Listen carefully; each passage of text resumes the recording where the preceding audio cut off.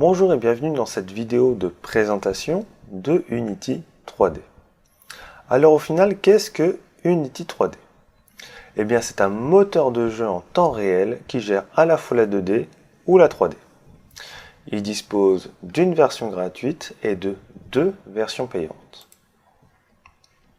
La version gratuite jusqu'à la version 4 était amputée de certaines fonctionnalités. Maintenant la version gratuite a été nommée personnelle et on a avec cette version le moteur avec toutes ses fonctionnalités. Comme vous pouvez le voir, avec une version professionnelle, c'est-à-dire avec la version payante, vous pouvez avoir accès à certaines choses, notamment aux bêta, aux accès bêta, aux priorités de bugs lorsque vous soumettez un bug, accès aux licences d'équipe, c'est-à-dire lorsque vous êtes plus d'une personne sur un projet, vous pouvez payer moins cher par version pro, et ainsi que divers outils qui peuvent vous aider dans le développement, mais en aucun cas votre moteur est amputé de fonctionnalités. C'est un moteur qui, comme je l'ai dit, a 3 langages de programmation, mais le troisième tend à disparaître. C'est-à-dire que l'on a en premier le C#, le UnityScript et ensuite le Beau. Alors, ce moteur de jeu dispose d'un moteur physique, plus exactement, il exploite le moteur physique d'NVIDIA, à savoir le Physics Engine. Il a une gestion de la lumière, des ombres, du texturing, du son, tout ça au travers de Unity. Sous-entendu, vous n'avez pas besoin d'autres logiciels pour faire ces choses-là. Alors attention, quand je parle de texturing, je ne parle pas de créer des textures, je parle seulement de les exploiter.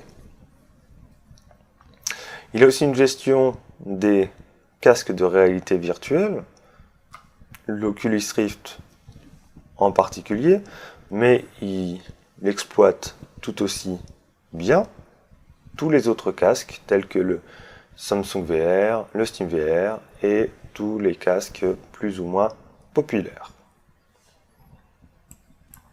Il est capable d'exporter en beaucoup de plateformes. C'est là une des forces de Unity. Alors, vous pouvez donc développer un logiciel une fois et le déployer entre guillemets partout. Mais il faut bien entendu que votre logiciel prenne en compte les technicités du support. Si vous faites un jeu AAA, vous ne pouvez pas le publier sur un très vieux téléphone. Le téléphone sera incapable de l'exploiter. Alors là, donc on a iOS, Android et Windows Phone 8. Donc ça c'est pour les mobiles. On a aussi BlackBerry. Tizen, je ne connais pas, c'est nouveau. On a donc bien entendu Windows, le Windows Store qui est pour les Windows 8. On a le Mac, on a le Linux, on a le Web Player, ce que je vous montrerai plus tard. On a pour l'instant plutôt en bêta le WebGL, c'est-à-dire le fait de publier quelque chose sur Internet et que cette chose en question n'ait pas besoin de plugin. Il utilise directement la puissance de votre ordinateur et les fonctionnalités de votre navigateur. La PlayStation 3, 4, la PS Vita, la PlayStation 1 et la Xbox 360, la Wii U, les Android TV, c'est le système d'exploitation de certaines télés, le Samsung Smart TV, pareil que Android, sauf que c'est Samsung, l'Oculus Rift, la Gear VR et d'autres plateformes qui vont arriver, notamment le Steam VR qui arrivera très bientôt. Alors au final, est-ce qu'on peut avoir des exemples de ce que peut faire Unity 3D? Eh bien, souvent, au début, Unity 3D était beaucoup utilisé par les indépendants et surtout par les, on va dire, les passionnés.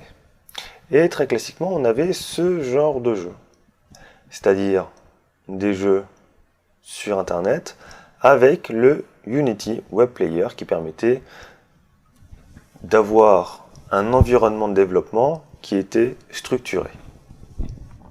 Et au final, on avait des jeux en ligne, donc sur mon navigateur, qui sont somme toute assez jolis,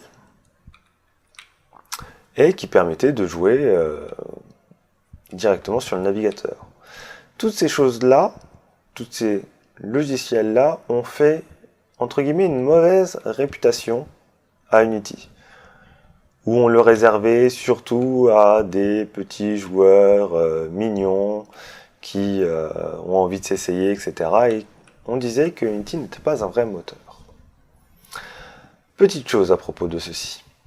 Cela va tendre à disparaître puisqu'on utilise un plugin, le Unity Web Player, et il commence à ne plus être géré partout, notamment par Chrome, qui est, je le rappelle, le premier navigateur en Europe.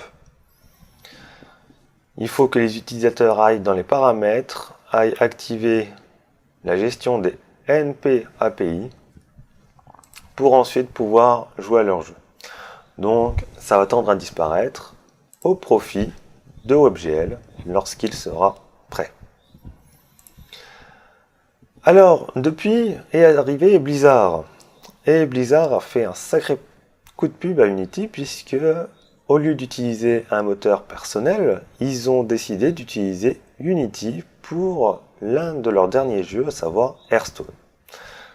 Pour information, Hearthstone est le jeu de cartes fait par Blizzard, qui est disponible à la fois sur PC, sur Android et sur iPhone. Et puis encore récemment, on a eu une autre surprise. On a eu City Skyline, fait par Paradox Activity, enfin fait par Colossal il me semble, et Paradoxal est l'éditeur. Et ça a mis un coup de pied dans la fourmilière, puisque ce jeu est un city builder, et qu'il a, entre guillemets, détrôné SimCity 4, qui lui a été un échec, à l'inverse de City Skyline, qui a été un véritable succès. Et je vous laisse voir un petit peu la bande-annonce de ce jeu.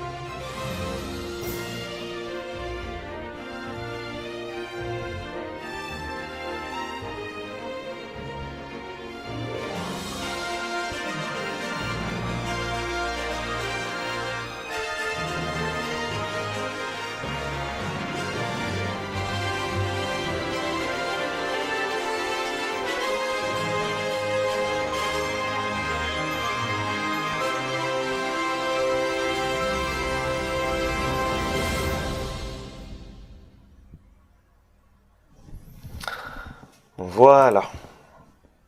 Alors, ça c'est une bande-annonce du jeu. Je vous invite à regarder les différentes vidéos que l'on peut trouver sur YouTube de gens qui jouent à ce jeu pour vous faire une idée de ce qui est capable Unity. Pour ceux qui ne connaissent pas Hearthstone, c'est un jeu qui est gratuit, donc vous pouvez là aussi l'essayer pour voir un petit peu ce que Unity a dans le ventre. J'espère que vous êtes toujours motivé après cette présentation de Unity 3D. Et si c'est le cas, je vous retrouve tout de suite dans la vidéo suivante. A tout de suite.